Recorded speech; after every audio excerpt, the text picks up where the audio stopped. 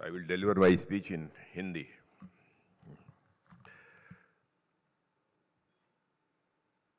Commodore P.R. Hari, CMD, GRSE, Sri Riyad Matthew, Chief Associate Editor of The Week and Director of Group Malayala Manorama, Sri Arun Sharma, Executive Chairman, Indian Register Society, Sri Babaji Kalyani, Managing Director, Bharat Forge, industry leaders, entrepreneurs, Bharat सरकार के अन्य officials, media के मित्रों, देवियों व सज्जनों, garden reach ship builders and engineers और the week द्वारा आयोजित सागर संकल्प मैरीटाइम कॉन्क्लेव फ्रूटफुल हो, इसके लिए मैं सबसे पहले अपनी हार्दिक शुभकामनाएं देता हूं। यह मंच म्यूचुअल डिस्कशन का तो अवसर प्रदान करता ही है, साथ ही यह कॉन्क्लेव भारत के मैरीटाइम फ्यूचर की दिशा तय करने का भी एक महत्वपूर्ण प्रयास है। मैं जीआरएसी और द वीक को इस महत्वपूर्ण आयोजन के लिए अपनी तरफ से बधाई देता हूं। साथियों, यह आयोजन बंगाल की धरती पर कलकत्ता में हो रहा है। मैं मानता हूं इस धरती की एक अलग ऊर्जा है। बंगाल की भूमि ने भारत को एक तरफ साहित्य और कला दिया, तो दूसरी तरफ स्वतंत्रता संग्राम के दौरान नेशनल प्राइड को भी दिशा दी है। एक समय था इतिहास में इस स्थान का अपना एक स्पेशल मैरीटाइम इंपॉर्टेंस था। भारत के ईस्ट से कोई भी सी रूट जब भारत आता था तो कलकत्ता उसका सेंटर हुआ करता था, और हुगली के किनारे स्थित यह शहर देश की इकोनॉमिक जर्नी का भी एक साक्षी रहा है और नेशनल अवेकनिंग का भी एक प्रमुख केंद्र यह कलकत्ता रहा है। अभी कुछ ही महीने पहले यहीं पर कंबाइंड कमांडर्स कॉन्फ्रेंस आयोजित हुई थी। उसमें हमारे प्रधानमंत्री जी भी उपस्थित थे, मैं भी स्वयं उपस्थित था। उसमें मैरीटाइम सहित कई स्ट्रेटेजिक सब्जेक्ट्स पर चर्चा भी हुई थी, और आज का यह मैरीटाइम कॉन्क्लेव भी उसी कॉन्टिन्यूटी की एक, मैं मानता हूं कि महत्वपूर्ण कड़ी है। और मुझे प्रसन्नता है कि जीआरएसी और द वीक मिलकर इस संवाद को आगे बढ़ा रहे हैं। साथियों, garden reach ship builders and engineers का इतिहास यदि हम देखें तो हम इस निष्कर्ष पर पहुंचेंगे कि इसकी जड़ें, इसकी रूट्स 19वीं सेंचुरी से जुड़ी हुई हैं। वह दौर ऐसा था जब देश के सामने अनेक चैलेंजेस थे। ऐसे समय में जीआरएसी जैसी संस्थानों ने बहुत ही महत्वपूर्ण भूमिका का निर्वाह किया है। जीआरएसी 1884 में एक छोटे रिवर साइड वर्कशॉप से शुरू हुई थी और आज यह भारत के अग्रणी डिफेंस शिपयार्ड्स में बदल चुकी है। इसने 790 से अधिक वेजल्स, जिसमें कि 110 से अधिक वारशिप्स हैं, उनका निर्माण किया है। जीआरएसी की एक्सपर्टीज फ्रिगेट्स और corvettes, anti submarine warfare ships एवं लैंडिंग शिप्स बनाने में है। परंतु बड़ी बात यह है कि जीआरएसी ने फ्रेंडली फॉरेन नेशंस को भी warship and maritime platforms export करके भारत की साख और डिफेंस डिप्लोमेसी को मजबूत करने में भी अपना योगदान दिया है। High indigenisation levels, advanced in house design capability और एमएसएमईज के साथ मजबूत सप्लाई चेन नेटवर्क ने इसे नेशनल मैरीटाइम ट्रांसफॉर्मेशन का एक प्रमुख पिलर बना दिया है।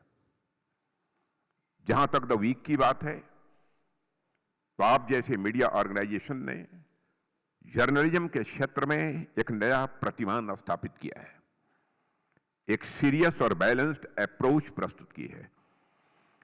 मीडिया केवल सूचना देने का ही माध्यम नहीं होती है, बल्कि मैं मानता हूं वह समाज की समझ को शेप भी देती है।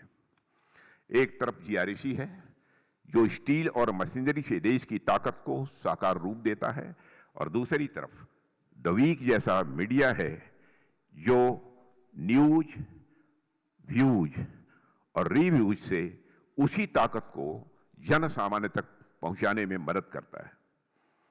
साथियों, मैं हिस्टोरिकल पर्सपेक्टिव से अपनी बात आपके बीच रखना चाहूंगा। जब हम भारत के गौरवशाली इतिहास पर ध्यान देते हैं तो हमें कई सारी बातें मिलती हैं। लगभग 2500 वर्ष पहले से लेकर मिडिल एजेस तक भारत ग्लोबल ट्रेड का एक प्रमुख सेंटर रहा है, और उस समय जब दुनिया के कई हिस्से विकास की प्रारंभिक अवस्थाओं में थे, तब भारत नॉलेज, कॉमर्स और कल्चर तीनों ही क्षेत्रों में लीडिंग रोल निभा रहा था। उस समय भारत के जहाज समुद्री मार्गों के माध्यम से दूर दूर तक यात्रा करते थे। हमारा संपर्क रोमन एम्पायर और मेसोपोटामिया की सिविलाइजेशन तक स्थापित था। उस समय श्रीलंका और साउथ ईस्ट एशिया, कंबोडिया और इंडोनेशिया तक भारतीय व्यापारियों और समुद्री यात्रियों की एक्टिव प्रेजेंस थी। यह जो बाहरी दुनिया से संपर्क था वह भी केवल ट्रेड तक लिमिटेड नहीं था, बल्कि कल्चरल एक्सचेंज का भी एक यह सशक्त माध्यम था। भारत ने स्पाइसेस, टेक्सटाइल्स और हैंडीक्राफ्ट एक्सपोर्ट किए, लेकिन इसके साथ साथ हमने फिलॉसफी, एस्ट्रोनॉमी, मैथमेटिक्स और कल्चरल आइडियाज भी विश्व के साथ शेयर किए हैं। आज भी जब हम साउथ ईस्ट एशिया की ओर देखते हैं, इस ऐतिहासिक संबंध के अनेक जीवंत उदाहरण हमको दिखाई देते हैं। आप में से अनेक लोग अवगत होंगे कि थाईलैंड की प्राचीन राजधानी अयोध्या का नाम अयोध्या से इंस्पायर्ड रहा है। इंडोनेशिया की नेशनल एयरलाइन का नाम भी गरुड़ है, जो भारतीय पुराणों की कल्चरल हेरिटेज को दर्शाता है। आप शायद अवगत हों कि अभी हाल ही में वापस आए कौंडिन्य शिप प्रोजेक्ट के माध्यम से भारत की इसी विरासत को पुनर्जीवित करने का एक प्रेरक प्रयास देश को देखने को मिला है। इस इनिशिएटिव का उद्देश्य प्राचीन भारतीय शिप बिल्डिंग टेक्निक्स को समझना और उन्हें मॉडर्न पर्सपेक्टिव में पुनः स्थापित करना था। इसके तहत स्टिच्ड शिप मेथड के आधार पर एक स्पेशल शिप का निर्माण किया गया, जिसमें लकड़ी के तख्तों को आयरन नेल से नहीं बल्कि नारियल की रस्सियों से जोड़ा गया और वुडन प्लैंक्स से सील किया गया। यह वही टेक्नोलॉजी थी जिसका उपयोग हमारे प्राचीन समुद्री यात्रियों द्वारा किया जाता था। इस शिप ने पोरबंदर से ओमान के मस्कट तक लगभग 1500 नॉटिकल माइल्स की सफल यात्रा भी पूरी की है, और पूरे देश ने यह अनुभव किया कि कैसे यह टेक्निकल एक्सपेरिमेंट ने अतीत और वर्तमान के बीच एक लिविंग ब्रिज का काम किया है। साथियों, यह हमें याद भी दिलाता है कि इनोवेशन हमारी परंपरा का हिस्सा रहा है और मैरीटाइम एक्सेलेंस हमेशा से हमारी हिस्टोरिकल स्ट्रेंथ रही है। साथियों, आज जिस तरह से मैरीटाइम डोमेन की इंपॉर्टेंस बढ़ रही है, उसे ध्यान में रखते हुए यह आवश्यक है कि हम अपने एंशिएंट विजडम और मॉडर्न टेक्नोलॉजी दोनों को साथ लेकर आगे बढ़ें, क्योंकि जो देश अपने इतिहास से इंस्पायर होता है, प्रेरणा लेता है, वही भविष्य को पूरे कॉन्फिडेंस के साथ गढ़ने का काम करता है। आप देखिए कि आज मैरीटाइम डोमेन पहले के कंपैरिजन में काफी बदल चुका है। आज के समय में मैरीटाइम डोमेन केवल ट्रेड रूट्स या नेवल स्ट्रेंथ तक सीमित नहीं रह गया है, बल्कि यह national resilience, economic growth, technological innovation और स्ट्रेटेजिक ऑटोनॉमी का मेजर फाउंडेशन बन चुका है। बदलती ग्लोबल जियोपॉलिटिक्स के इस दौर में ओशंस एक बार फिर विश्व की पावर बैलेंस के सेंटर में आ गए हैं। ऐसे समय में एक मेजर मैरीटाइम नेशन के रूप में भारत का यह दायित्व है कि वह कॉन्फिडेंस, कैपेबिलिटी और क्लियर विजन के साथ लीडरशिप प्रदान करे। आज हम सब एक बड़े परिवर्तन के दौर से गुजर रहे हैं। ग्लोबल लेवल पर तेजी से नई परिस्थितियां दिखाई दे रही हैं। सप्लाई चेन रीअलाइन हो रहे हैं। एनर्जी पाथवेज को लेकर नए इक्वेशंस भी बन रहे हैं और मैरीटाइम डोमेन में गतिविधियां लगातार तेजी से बढ़ रही हैं। पहले समुद्र को केवल ट्रेड का माध्यम माना जाता था, लेकिन आज हम स्पष्ट रूप से देख रहे हैं कि समुद्र स्ट्रेटेजिक डोमिनेंस का भी केंद्र बनता जा रहा है। दुनिया बदल रही है और पुराने नोशंस टूट रहे हैं और यह बात हम पिछले कई वर्षों से लगातार देख रहे हैं। जो अलग अलग फ्लैश पॉइंट्स और कॉन्फ्लिक्ट्स दुनिया में दिखाई दे रहे हैं, वे ऊपर ऊपर से भले ही आपस में जुड़े हुए नजर आते हों, हर ज्योग्राफिकल और रीजनल स्थिति की अपनी अलग अलग बैकग्राउंड और अपनी अलग अलग कहानी है। फिर भी अगर गौर से देखें तो एक कॉमन बात हमको दिखाई देती है।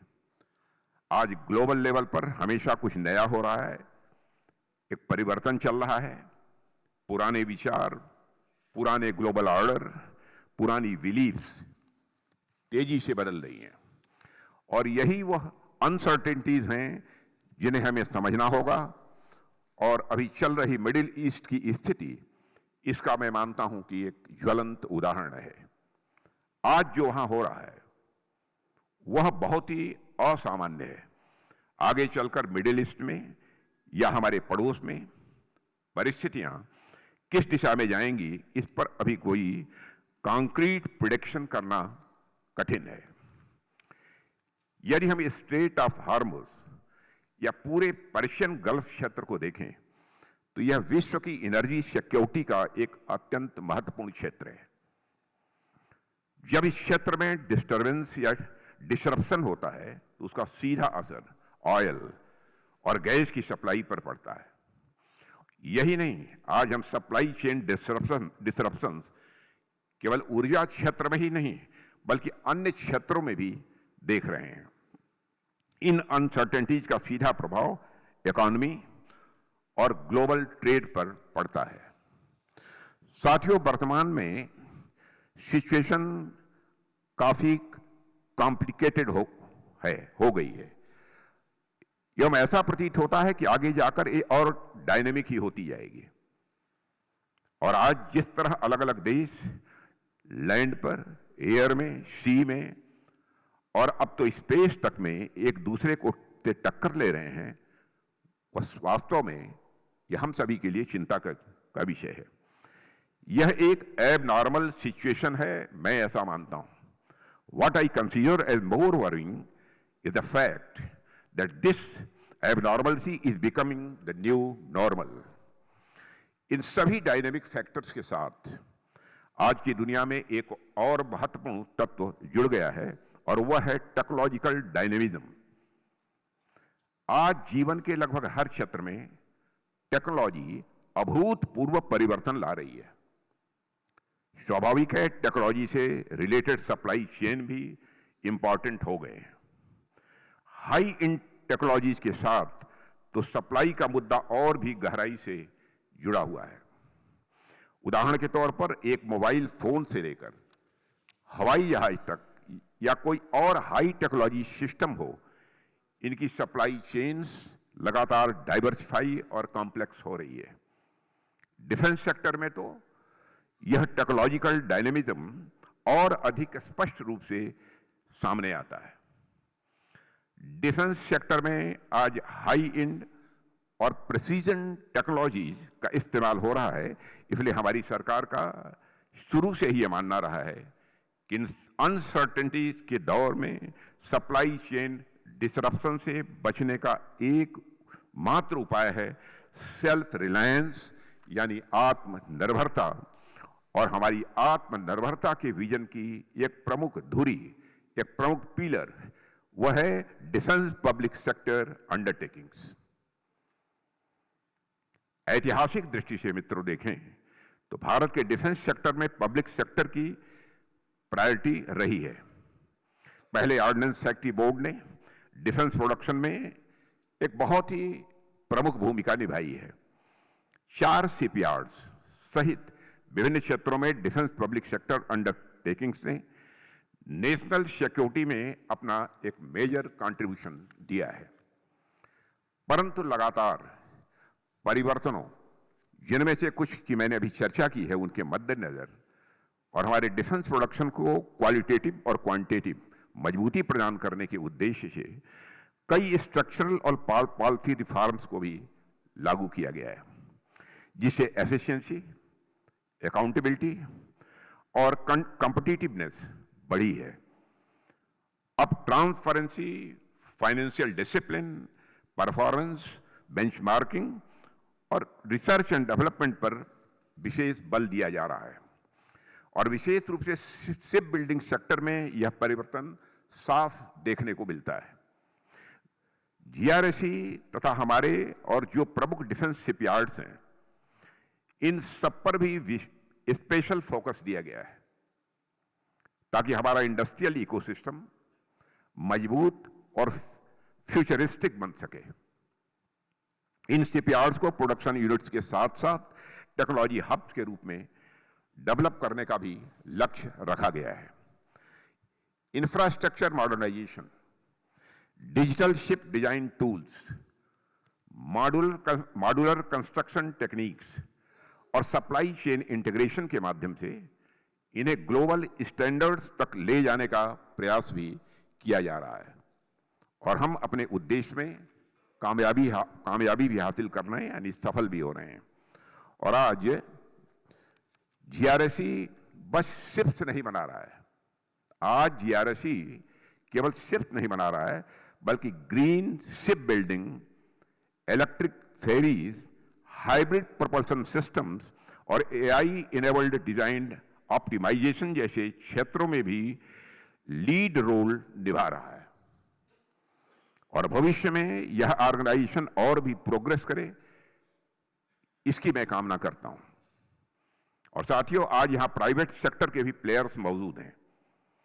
मैं आप सबसे भी एक बात यह कहना चाहूंगा, स्ट्रक्चरल रिफॉर्म्स के क्षेत्र में हमारा प्रयास यह भी रहा है कि प्राइवेट डिफेंस इंडस्ट्री को ऐसी अनुकूल परिस्थितियां दी जाएं जो उन्हें लेवल प्लेइंग फील्ड प्रदान कर सके। सिर्फ फील्ड ही क्यों, बल्कि मैं कहूंगा कि लेवल प्लेइंग स्काई तैयार कर सकें, क्योंकि यह बहुत ऊंची उड़ान है। हमने इंपोर्ट एक्सपोर्ट प्रोसेसेस में भी सुधार किया है। ट्रांसफर ऑफ टेक्नोलॉजी की व्यवस्था, डीआरडीओ की लैब्स को प्राइवेट सेक्टर के लिए उपलब्ध कराना, ग्रीन चैनल सर्टिफिकेशन की सुविधा प्रदान करना, डिफेंस कॉरिडोर्स की स्थापना, डीपीएसयूज के रिजर्व्ड ऑर्डर्स को खोलना, ये सभी कदम केवल फैसिलिटेट करने के लिए नहीं थे बल्कि प्राइवेट सेक्टर को मैक्सिमम परफॉर्मेंस के लिए एनेबल करने के लिए भी किए गए थे।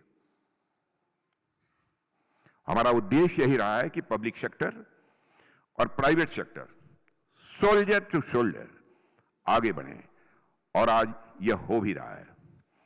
इसके अच्छे परिणाम भी हमारे सामने आ रहे हैं। आज देश में प्रोड्यूस होने वाले डिफेंस आर्टिकल्स, प्लेटफॉर्म्स, इक्विपमेंट और एसेसरीज में लगभग 25% कंट्रीब्यूशन प्राइवेट इंडस्ट्री से आ रहा है। वी आर वेरी प्राउड कि हमारे प्राइवेट इंडस्ट्री लगातार बेहतर काम कर रही है। टाटा की मोरक्को में उपस्थिति, लार्सन एंड टूब्रो की इंटरनेशनल एक्टिविटीज और आर्मेनिया को 155 मिलीमीटर गन सिस्टम्स की सप्लाई, आकाश जैसे सिस्टम्स का एक्सपोर्ट या कोलैबोरेशन, ये सभी प्राइवेट सेक्टर की बढ़ती भूमिका को दिखाते हैं। हाल ही में प्रधानमंत्री जी द्वारा यच 125 हेलीकॉप्टर की असेंबली लाइन का इनॉग्रेशन इसी बात का प्रमाण है। और विशेष रूप से नेवल सिस्टम्स के क्षेत्र में सेल्फ रिलायंस का जो एसिमिलेशन हुआ है, वह तो और अच्छा रिस्पांस है। भारत में निर्मित नेवल प्लेटफॉर्म्स और सिस्टम्स में इंडियन कंटेंट का स्तर काफी ऊंचा है।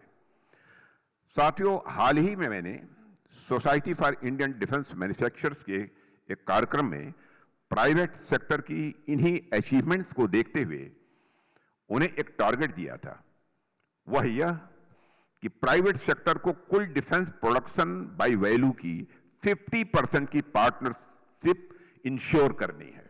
यह टारगेट दिया था और मुझे बताते हुए भी प्रसन्नता हो रही है कि डिफेंस सेक्टर में भारत पूरी गति के साथ सेल्फ रिलायंस की ओर अपने कदम बढ़ा चुका है। यदि मैं आंकड़ों की बात करूं तो पिछले फाइनेंशियल ईयर तक हमारा डोमेस्टिक डिफेंस प्रोडक्शन, जैसा कि हमारे सीएमडी ने बताया, हमारा डोमेस्टिक डिफेंस प्रोडक्शन लगभग 1.5 लाख करोड़ रुपए के आंकड़े को पार कर चुका था। साथ ही हमारा डिफेंस एक्सपोर्ट भी 24,000 करोड़ के रिकॉर्ड आंकड़े को पार कर चुका है। और मैं आपको जानकारी देना चाहता हूं कि शायद इसी अप्रैल यानी 2 महीने के अंदर, 2.5 महीने 3 महीने के अंदर यह हमारा डिफेंस एक्सपोर्ट अप्रॉक्सीमेटली 29,000 करोड़ तक का होगा। और यह टारगेट में हमने दिया है, टारगेट दिया है कि 2930 समाप्त होते होते हमारा यह डिफेंस एक्सपोर्ट अप्रॉक्सीमेटली 50,000 करोड़ तक पहुंचना चाहिए। हालांकि इन आंकड़ों से हमें ओवरवेल्म्ड नहीं हो जाना है। हमें अभी और भी बहुत आगे की यात्रा करनी है। यहां सारे नंबर्स कुछ मायने नहीं रखेंगे, हमें नंबर्स से भी आगे देखना है। मुझे पूरा विश्वास है कि हम सभी मिलकर उस दिशा में भी आगे बढ़ेंगे और मुझे पूरा विश्वास है कि आप लोग 50% प्राइवेट पार्टिसिपेशन के लक्ष्य को भी अवश्य पूरा करके दिखाएंगे। और प्रारंभ से ही मैंने यह टारगेट दिया है, 50% प्राइवेटाइजेशन पार्टिसिपेशन के लक्ष्य को भी अवश्य पूरा करके दिखाएंगे। और आप लोगों का एफर्ट मजबूती से दिखता है कि आत्मनिर्भरता हमारे लिए केवल एक स्लोगन नहीं रही, बल्कि एक प्रैक्टिकल रियलिटी के रूप में स्थापित हो रही है। साथियों, आज स्थिति यह है कि हम जिस आत्मनिर्भरता के लक्ष्य के साथ आगे बढ़े थे, उसके सकारात्मक परिणाम हमारे सामने हैं। आज भारतीय नौसेना के लिए भी जितनी वारशिप्स और सबमरीन्स ऑर्डर पर हैं, वे सभी भारतीय शिपयार्ड्स में बन रही हैं। एक समय था जब हम अपने बड़े प्लेटफॉर्म्स के लिए दूसरों की ओर देखते थे, लेकिन आज हम डिजाइन, इंजीनियरिंग, कंस्ट्रक्शन और लाइफ साइकिल सपोर्ट तक की पूरी कैपेबिलिटी अपने भीतर डेवलप कर रहे हैं। यही तो सेल्फ रिलायंस की ट्रू मीनिंग। जब हम कहते हैं कि हम बिल्डर्स नए भी बन चुके हैं, तो यह कोई स्लोगन नहीं है, यह ग्राउंड रियलिटी है। और साथियों, यहां यह भी समझना जरूरी है कि बड़े बड़े प्लेटफॉर्म्स का निर्माण मात्र ही शिपयार्ड की उपलब्धि नहीं होते हैं, इसके पीछे पूरा इंडस्ट्रियल स्ट्रक्चर काम करता है। यानी अगर फ्रंट एंड पर वारशिप दिख रही है, तो बैक एंड पर एक इलेबोरेट इंडस्ट्रियल इकोसिस्टम भी एक्टिव होता है। जीआरएसी आज केवल एक बड़े शिपयार्ड की कहानी नहीं है, इसके पीछे एक विशाल एमएसएमई इकोसिस्टम भी खड़ा है। हजारों एमएसएमईज, स्टार्टअप्स और इंडिजिनस वेंडर्स इस सप्लाई चेन के हिस्से हैं।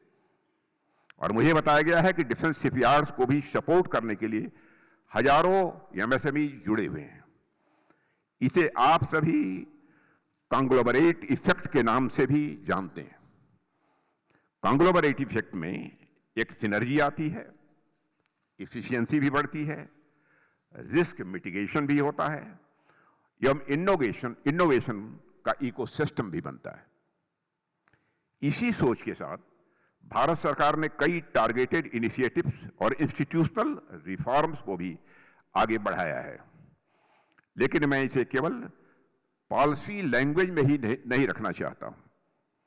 बात सीधी है, अगर हमें भारत को शिप बिल्डिंग में आगे ले जाना है तो हमें इंडस्ट्री को कॉन्फिडेंस देना होगा। इसी भावना से हम अनेक फाइनेंशियल असिस्टेंस स्कीम्स भी लेकर आए हैं। लॉन्ग टर्म फंडिंग के लिए हमने डेडिकेटेड मैकेनिज्म बनाया है। एफडीआई नॉर्म्स को लिबरलाइज भी किया है। हमने पीपीपी मॉडल को इनकरेज किया है। डिफेंस शिप बिल्डिंग को स्ट्रेटेजिक पार्टनरशिप फ्रेमवर्क में खोला गया है। मैरीटाइम इंडिया विजन 2030 एवं मैरीटाइम अमृत काल विजन 2047 के तहत world class ship building clusters develop करने के लिए करीब 3 लाख करोड़ रुपए का इन्वेस्टमेंट प्लान भी किया गया है। साथियों, आज कोस्टल एसेट्स में क्लस्टर्स डेवलप किए जा रहे हैं। हमारा लक्ष्य साफ है कि 2030 तक हमें टॉप 10 शिप बिल्डिंग नेशंस में स्थान बनाना है और 2047 तक तो हमें टॉप 5 में पहुंचना है। और यह ड्रीम बड़ा तो है ही, लेकिन मैं मानता हूं इम्पॉसिबल नहीं है। और यह केवल सरकार का लक्ष्य नहीं है, यह हम सबकी जिम्मेदारी होनी चाहिए। और यह इंडस्ट्री, वर्कफोर्स और पॉलिसी सिस्टम तीनों की शेयर्ड रिस्पांसिबिलिटी में बनती है, ऐसा मैं समझता हूं। साथियों, इस सागर संकल्प कॉन्क्लेव में मैं यह कहना चाहूंगा कि सागर यानी समुद्र, आप सभी जानते हैं, आज अपॉर्चुनिटी भी है और चैलेंज भी है। यदि हम कोऑर्डिनेटेड प्लानिंग, टेक्नोलॉजी एडॉप्शन और इंस्टीट्यूशनल सिनर्जी के साथ आगे बढ़ें तो भारत एक मैरीटाइम डोमेन सेफ, प्रॉस्परस और स्ट्रांग होगा। और यह समय है जब हमें अपने मैरीटाइम विजन को क्लियर, कॉन्फिडेंट और कलेक्टिव रूप में आगे बढ़ाना है। साथियों, इंडियन नेवी की रेडीनेस, ऑपरेशन सिंदूर जैसे अभियानों की सफलता और आत्मनिर्भरता की दिशा में बढ़ते कदम, ये सभी इस बात को के इंडिकेटर्स हैं कि भारत का रक्षा क्षेत्र सही दिशा में आगे बढ़ रहा है। यही हमारा संकल्प है, यही हमारी दिशा है, यही हमारा विश्वास है। आज आवश्यकता है तो बस कॉन्टिन्यूटी की, आवश्यकता है तो कोऑर्डिनेशन की, आवश्यकता है तो कलेक्टिव विजडम की। यदि हम सब मिलकर मैरीटाइम विजन को आगे बढ़ाएं तो आने वाले वर्षों में भारत न केवल अपने इंटरेस्ट को सेफगार्ड करेगा, बल्कि ग्लोबल मैरीटाइम स्टेबिलिटी में भी एक मेजर कंट्रीब्यूशन यह भारत देगा, ऐसा मेरा विश्वास है। इसी विश्वास और इसी संकल्प के साथ मैं इस कॉन्क्लेव की सक्सेस की मैं कामना करता हूं। साथ ही garden reach ship builders and engineers और द वीक को भविष्य के लिए ढेर सारी शुभकामनाएं देते हुए अपनी बात यहीं समाप्त करता हूं। आप सबको बहुत बहुत धन्यवाद।